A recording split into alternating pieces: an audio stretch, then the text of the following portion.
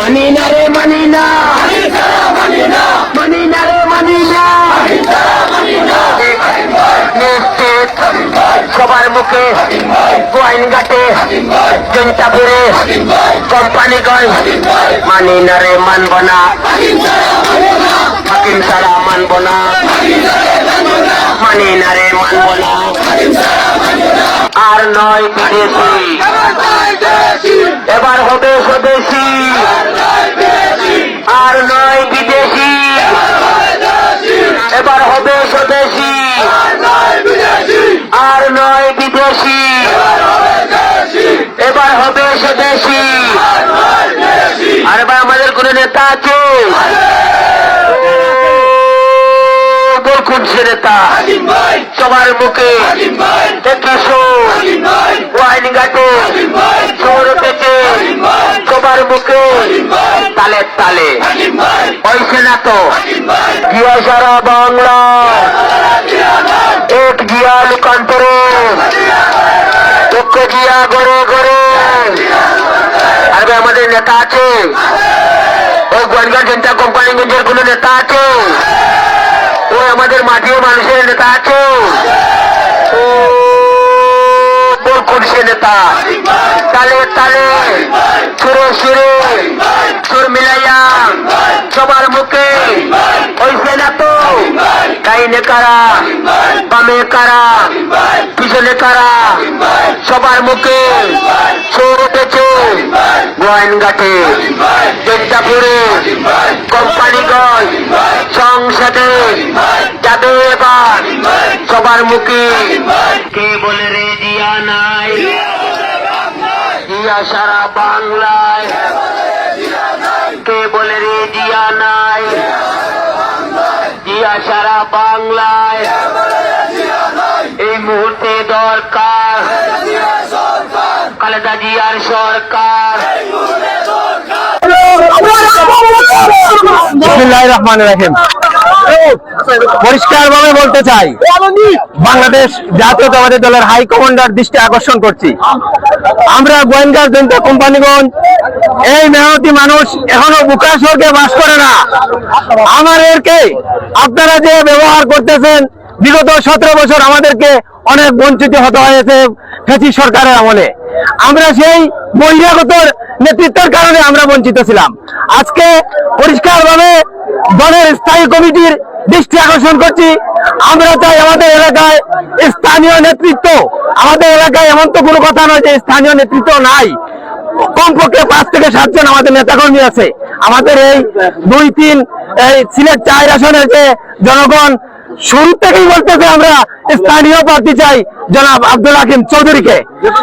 এখন পর্যন্ত আপনারা যে পায়তারা শুরু করছেন, পরিষ্কার ভাবে বলতে চাই আপনাদের ভুল ডিসিশনের কারণে যদি আমাদের সিলেট 4 আসন বাংলাদেশ জাতীয়তাবাদী দলের আসন হারাতে হয়, আসন চেঞ্জ করতে হয়, তাহলে সেই ভুল ডিসিশনের মূল দায়িত্ব আপনারা নিতে হবে।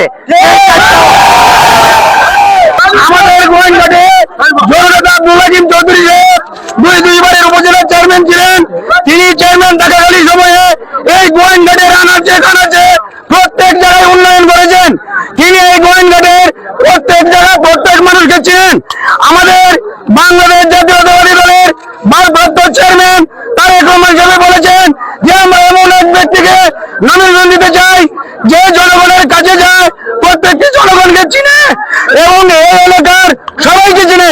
সেই হিসেবে আমাদের এই সিলেট 4 আসনের গোয়েন্দাটের জননেতা আব্দুল হাকিম চৌধুরী সাহেব আমরা এই গোয়েন্দাটে নমিনেশন হিসেবে এমপি হিসেবে দেখতে চাই। আপনারা জানেন জননেতা আব্দুল হাকিম চৌধুরী একদিনের তৈরি নয়। জননেতা আব্দুল হাকিম চৌধুরী 1988 সাল থেকে সিলেটের গোয়াইনঘাট কোম্পানিগঞ্জ এবং জনতাপুর উপজেলায় কাজ করে যাচ্ছেন। তিনি অত্যন্ত জনপ্রিয়, জননন্দিত থাকার কারণে বিগত আওয়ামী লীগ সরকারের আমলে আওয়ামী লীগের 4 জন প্রার্থীকে হারিয়ে তিনি বিপুল ভোটে গোয়াইনঘাট উপজেলা পরিষদের নির্বাচনে জয়ী হয়েছিলেন। আপনারা জানেন পরবর্তী 2টি উপজেলা নির্বাচনে বিএনপির হাইকমান্ডের নির্দেশের কারণে তিনি শেষ পর্যন্ত 2টি উপজেলা নির্বাচনে অংশগ্রহণ করেননি। অংশগ্রহণ করতেন তাহলে ওই দুটি নির্বাচনে তিনি উপজেলা চেয়ারম্যান হিসাবে জয় লাভ করতেন বলে জনসমুখে কথা রয়েছে। ঠিক আছে? সম্মানিত ভিউয়ার্স, আপনারা জানেন আমাদের আজকে গোয়াইনঘাট এবং কোম্পানিগঞ্জের কয়েক হাজার দলীয় সমর্থক আজকে শালুটিকর গোয়াইনঘাট মহাসড়কে সমবেত হয়েছে শুধুমাত্র লোকাল পার্টির দাবিতে। ঠিক কিনা? তবে লোকাল কোনো প্রার্থী না দেওয়া হয় তাহলে এই এলাকার মানুষ ভোট বর্জন করবে বলে এলাকায় কথা রয়েছে।